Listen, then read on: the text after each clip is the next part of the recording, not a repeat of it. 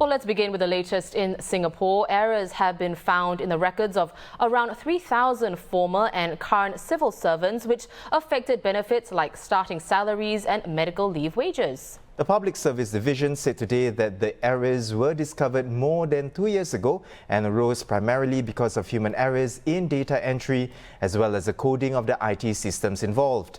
These systems also had inadequate error detection capabilities. Well, PSD added that those affected represented about 2% of the civil servant population over the past 2 decades. The civil service will compensate both current and past officers who are underpaid due to these errors, with a total sum amounting to around $10 million. But it will not be recovering any excess money given out in error. In other local news, a survey published today showed Singapore has slipped from its joint top spot of the world's costliest cities.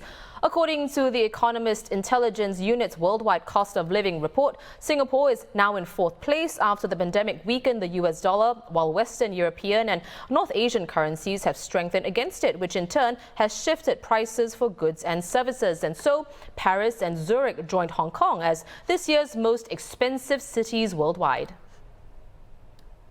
Department store Robinsons owes more than 440 creditors at least $31.7 million.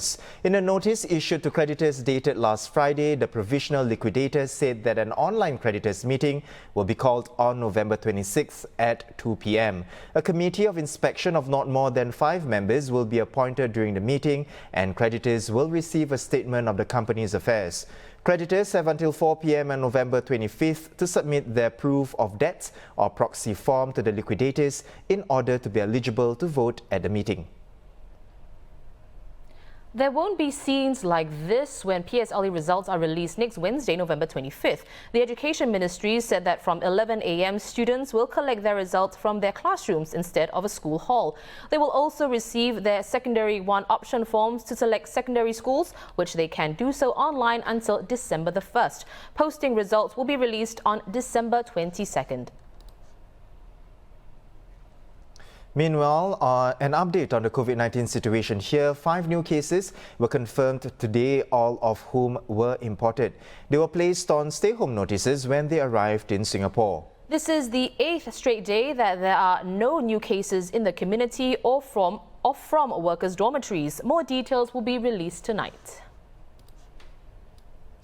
Now, inbound travellers arriving in Singapore can purchase insurance coverage for COVID-19 related costs incurred during their stay here. 3 insurance companies, AIG Asia Pacific Insurance, Chubb Insurance Singapore and HL Assurance, have developed travel insurance products. They provide at least $30,000 in coverage for COVID-19 related medical treatment and hospitalization costs. Currently, inbound travellers entering Singapore have to pay the full cost of medical treatment, tests and isolation if they become infected with COVID-19 here.